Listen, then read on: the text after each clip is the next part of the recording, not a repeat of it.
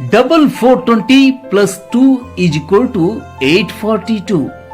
ಈ ಲೆಕ್ಕ ಬಿಡಿಸೋರು ಯಾರು?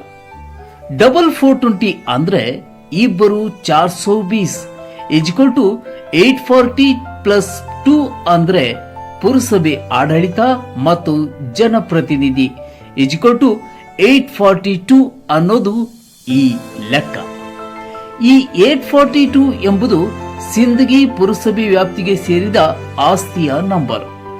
ಈ ಆಸ್ತಿಯಲ್ಲಿ ಅಂದಾಜು 2.5 ದಶಕದ ಹಿಂದೆ 84 ಕುಟುಂಬಗಳನ್ನ ಆಶ್ರಯ ಫಲಾನುಭವಿಗಳನ್ನಾಗಿ ಆಯ್ಕೆ ಮಾಡಿ ಹಕ್ಕುಪತ್ರ ನೀಡಿ ಕಟ್ಟಡದ ಪರವಾನಗಿ ಕೊಟ್ಟು ಬಡವರ ಪಾಲಿನ ಆಸರೆ ಎಂದೆನಿಸಿಕೊಂಡಿದ್ದ ಪುರಸಭೆ ಆಡಳಿತ ಇಂದು ಮೌನವಾಗಿರುವ ಕಾರಣ ಈ ಲೆಕ್ಕ ಬಿಡಿಸದ ಗಂಟಾಗಿಯೇ ಉಳಿದಿದೆ.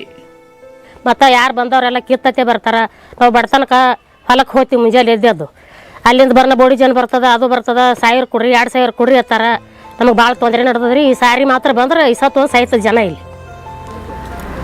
ಸ್ಥಳೀಯ ಆಡಳಿತ ನಗರದ ನಿರಾಶ್ರಿತರಿಗೆ ಕೊಟ್ಟ ಆಸ್ತಿ ನಮ್ಮದು ಎಂದು ಇಲ್ಲಿನ ಕರ್ಜಿಗಿ ಕುಟುಂಬ ನ್ಯಾಯಾಲಯಕ್ಕೆ ಮೊರೆ ಹೋಗಿತ್ತು.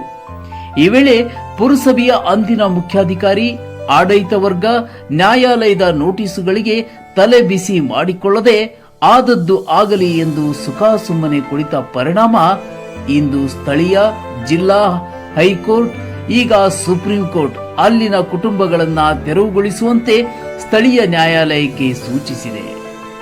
ಆ ಕಾರ್ಯ ಅಂದಾಜು ಆಗಸ್ಟ್ 13ರಂದು ಆರಂಭಗೊಳ್ಳಲಿದೆ ಎನ್ನಲಾಗುತ್ತಿದೆ.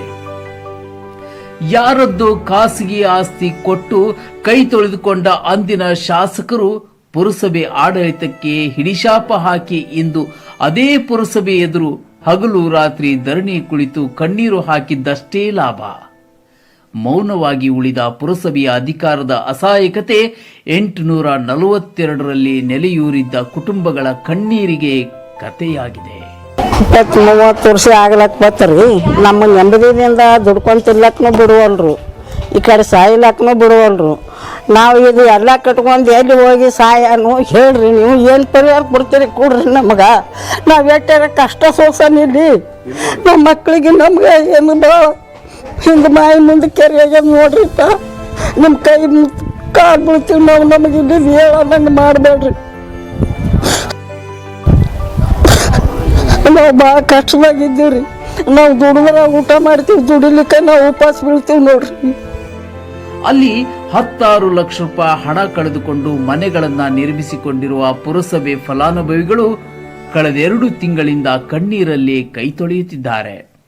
ಏತನ್ಮಧ್ಯೆ ಸ್ಥಳೀಯ ಶಾಸಕರು, ಪುರಸಭೆ ಸದಸ್ಯರುಗಳು 842ರದ ಮಾಲೀಕ ಮತ್ತು ಅಲ್ಲಿರುವ ನಿವೇಶನದಾರರೊಂದಿಗೆ ಚರ್ಚಿಸಿದ್ದಾರೆ.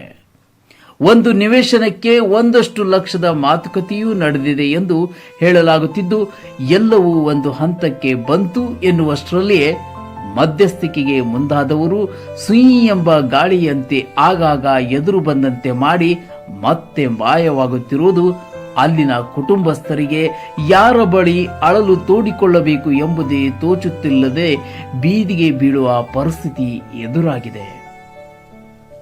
ಕಳೆದ 23 ವರ್ಷಗಳ ಆ ಕುಟುಂಬದ ಒಡನಾಟ, ಪ್ರೀತಿ, ಮನೆ ಕಟ್ಟಿದ ಸಂಭ್ರಮ, ಅಲ್ಲಿಯೇ ಆಡಿ ಬೆಳೆದ ಮಕ್ಕಳು, ಮೊಮ್ಮಕ್ಕಳು ಎಲ್ಲರೂ ಮನೆ ಇದ್ದರೂ ಇಲ್ಲಿ ಇರಲು ಪುರಸಭೆ ನೀಡಿದ ಹಕ್ಕು ಜೊತೆಗಿದ್ದರೂ ತಮ್ಮ ಅಸಹಾಯಕ ಸ್ಥಿತಿಗೆ ನ್ಯಾಯ ಬೇಡುವುದು ಯಾರಿಂದ, ನಮ್ಮ ಬೆಂಬಲಕ್ಕೆ ನಿಲ್ಲೋರು ಯಾರು ಎಂಬ ಪ್ರಶ್ನೆಯೊಂದಿಗೆ ನಾವು ಅಕ್ರಮ ನಿವಾಸಿಗಳಲ್ಲ ಎಂಬ ಕೂಗು ಒಕ್ಕಲೆಬ್ಬಿಸುವವರ ಕಿವಿಗೆ ಬಿದ್ದಿತು.